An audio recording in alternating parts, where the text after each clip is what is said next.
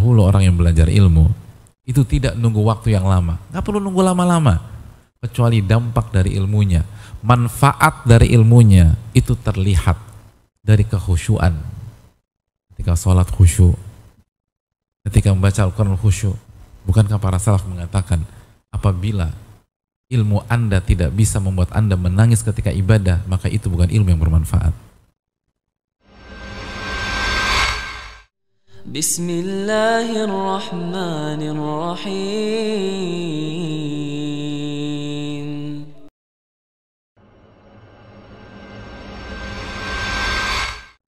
Langkah pertama, kalian harus sadar dulu bahwa yang kalian cari adalah al-ilmu nafi.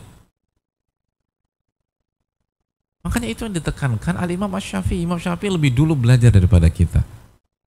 Dan beliau mujtahid mutlak mustaqil. Makom tertinggi dalam dunia ijtihad. Makom tertinggi.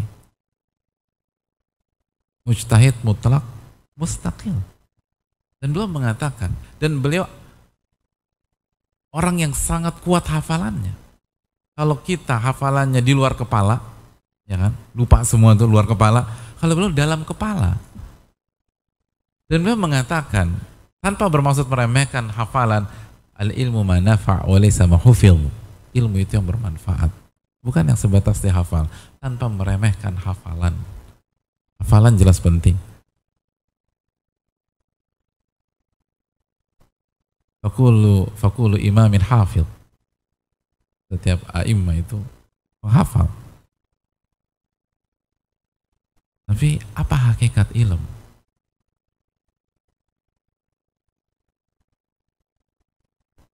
Maka sadarilah bahwa tujuan kita adalah ilmu yang bermanfaat. Kenapa demikian, teman-teman sekalian? Karena opsi ilmu itu hanya dua, kata Syekh Ibnu Utsaimin dan para ulama yang lain. Sebagaimana yang dikatakan oleh Allah, sebagaimana kata Nabi SAW, wal Qur'anu hujjatun lak wa alaik. Al-Quran, dan Al-Quran adalah sumber ilmu. Itu kalau tidak menjadi hujjatun lak, jadi hujjah yang akan mendukung, menjadi syafaat, menjadi penolong, atau sebaliknya menjadi bumerang. Menjadi bumerang. Hanya dua. Kata Syekh Ibnu Utsaimin rahimahullah ta'ala, tidak ada opsi ketiga, nggak ada. Cuma dua aja. Kalau nggak akan mendukung Anda atau menikam Anda, itu opsinya. Nggak ada, netral-netral aja nggak ada dalam dunia ilmu. Opsinya cuma dua, Anda akan berhasil atau Anda akan hancur. Itu dunia ilmu. Hujjatun laka wa alaik. Hujjah atau bumerang yang akan menikam Anda. Maka nggak ada yang aku biasa-biasa aja. Nggak ada biasa-biasa aja. Berhasil atau gagal. Opsinya cuma dua. Opsinya hanya dua. Tidak ada opsi ketiga, kata para ulama seperti Ibnu Utsaimin rahimahullahu ta'ala. Maka ini yang harus membuat kita sadar. Tanggung jawab sangat besar. Makanya itulah salah satu alasan mengapa salah satu konsep para salaf dulu, sebagaimana dijelaskan Ibnu Mubarak rahimahullah, sebagaimana dijelaskan oleh Muhammad bin Sirin rahimahullah, sebagaimana dijelaskan oleh Imam Malik rahimahullah dan lain-lain, al-adab qabla al-ilm. Adab sebelum ilmu.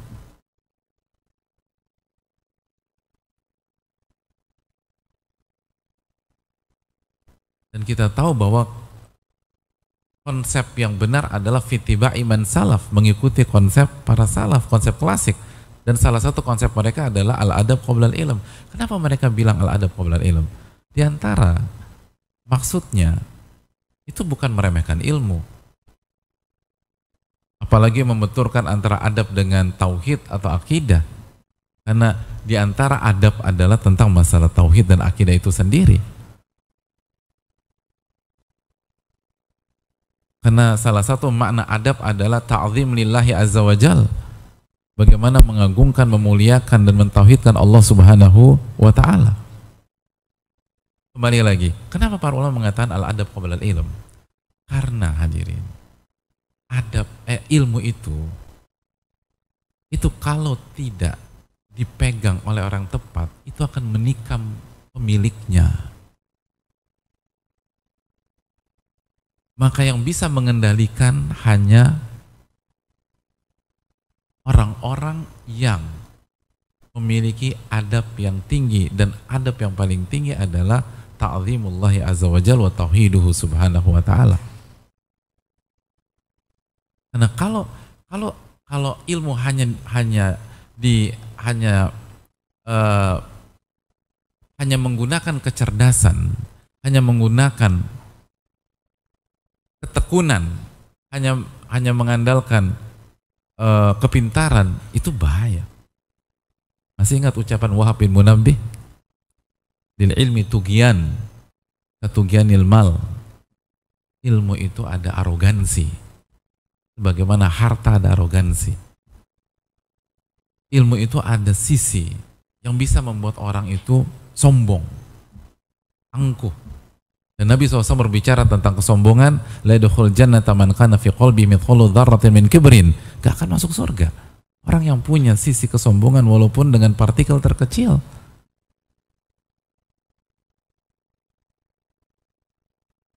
Maka gak bisa sembarang orang untuk bisa mengendalikan. Hanya orang-orang yang punya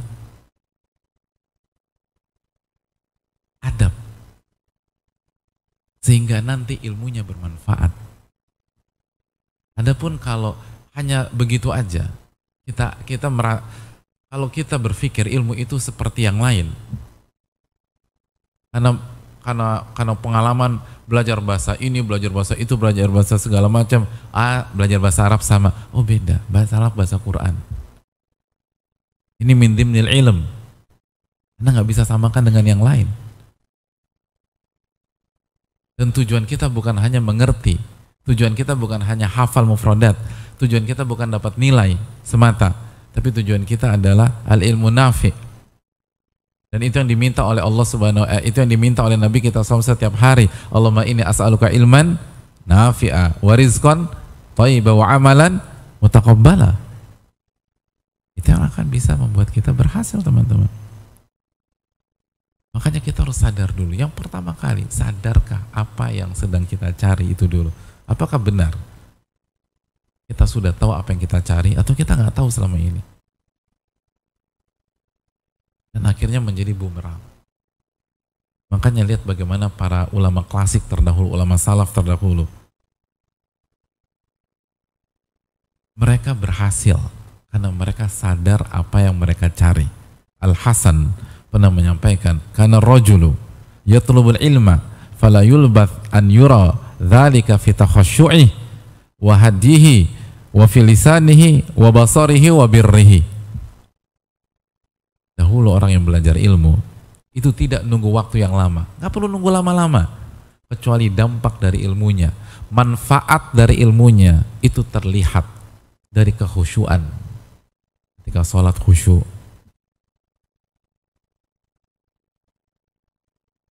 ketika membaca Al-Quran khusyuk.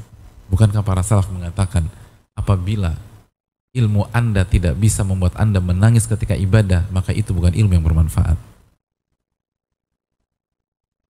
Coba kita evaluasi diri kita. Kapan terakhir kita menangis ketika sholat? Kapan terakhir kita menangis ketika kita menghafal? Ketika kita membaca Al-Quranul Karim? Adapun para ulama klasik terdahulu, gak perlu lama-lama, gak perlu bertahun, puluhan tahun, baru beberapa saat belajar, ada perubahan dari kekhusyuan, ada perubahan dari ketawaduan, rasa merendah. Bukankah makna di antara makna kekhusyuan adalah ketawaduan, sebagaimana dijelaskan Ibnu Rajab dalam Rasail beliau? Lalu kemana ketawaduan kita? Apakah kita sudah seperti itu? Lalu hadihi, pola hidup berubah, teman-teman. Pola hidup berubah. Tujuan kita belajar itu bukan hanya merubah lisan yang awalnya tidak mengerti mubtada khobar fi'il fa'il menjadi bisa, bukan. Tujuan kita belajar itu merubah pola hidup. Itu yang akan berhasil. Itu yang akan berhasil. Makanya kata Nabi SAW, man yuridillahu bihi khairan, apa kelanjutannya? Yufaqihu fiddin, barang siapa yang Allah inginkan kebaikan, Allah akan apa? Hah? Kenapa? Akan membuat dia faqih terhadap agamanya. Apa makna faqih? Nah ini cocok sama kita mau lihat ilmu antum sejauh mana. Faqih, fa'ala yufa'ilu, dari thulathi mujarradnya apa? Faqih itu, tafkih itu thulathi mujarradnya apa? Masya Allah, benar-benar ilmu membuat antum khusyuk ya, dan tawadu, diam semua, nggak mau menonjolkan diri. Ini yang saya suka dari teman-teman di sini. Padahal tahu tapi nggak suka pamer, Masya Allah. Tafkih, thulathi mujarradnya dari mana?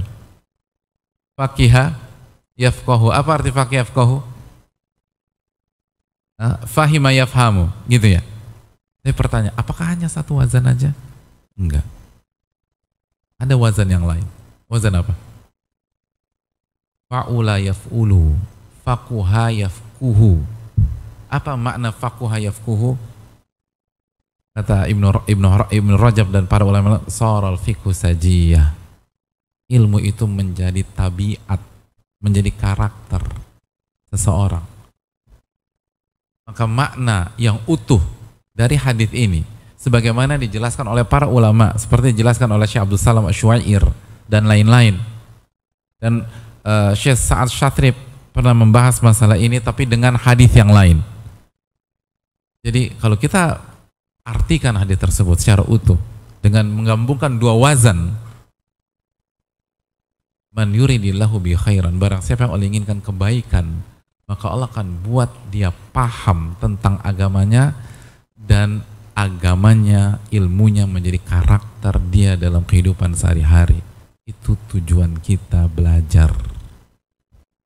Kan hanya menghafal bagian, tapi bagaimana semua pola hidup kita berubah. Itulah ilmu yang dipahami oleh para salaf, sebagaimana dijelaskan Al-Hasan. Hadinya tuh berubah, lisannya berubah, matanya berubah, kebaikannya berubah. Itu al-ilm. Itu yang dikatakan para ulama, laisal ilmu bi kathrati riwayah wa innamal ilmu khasyah. Ilmu itu bukan banyaknya meriwayatkan, tapi ilmu rasa takut. Rasa takut yang merubah pola kehidupan seseorang.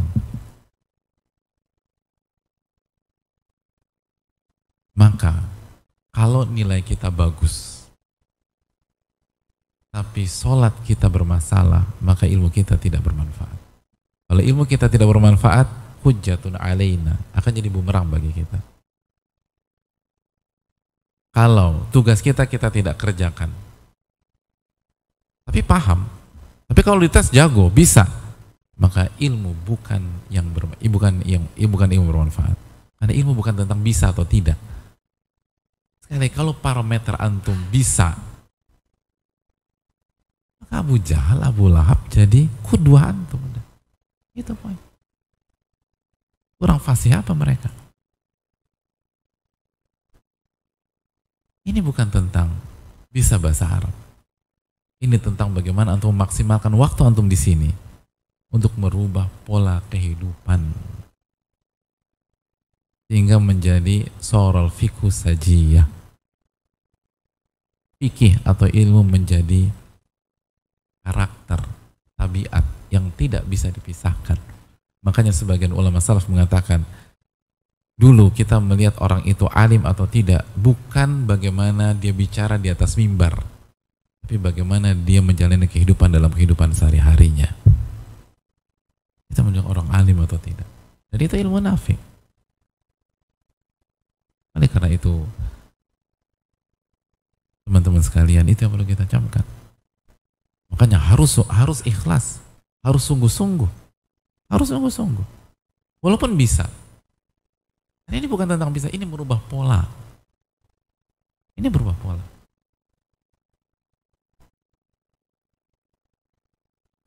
Antum sekali baca bisa. Lalu karena merasa bisa jadi santai, nggak belajar, nggak murojaah. Antum punya masalah besar di hari kiamat. Ketika Allah bertanya kepada antum, wa an umrihi fima afnah. La tazulu qadama abdin yawmal qiyamah hatta yus'al an arba'. Kaki seorang hamba tidak akan beranjak dari hadapan Allah sampai ditanya tentang 4 perkara. Yang pertama, dia akan ditanya tentang umurnya, waktunya, bagaimana dihabiskan. Ini bukan tentang bisa atau tidak bisa. Ini tentang bagaimana menggunakan waktu. Oh, aku kan masih anak muda lebih kena. Wan syababihi fima ablah, kata Nabi SAW. Waktu mudanya dibedah, dipretelin. Kalau bahasa orang Jakarta, ditelanjangin. Waktu muda itu benar-benar dikulitin kita. Ngapain aja waktu muda? Ini poin. Ini bukan tentang bisa atau nggak bisa. Ini bukan fasih tentang fasih tidak fasih. Ini tentang bagaimana menjadi seorang penuntut ilmu sejati, yang ilmunya ilmu nafi, ilmu yang bermanfaat. Dan ini yang harus kita kembalikan lagi. Karena banyak sebagian kita itu nggak tahu dia mau ngapain, dia nggak sadar.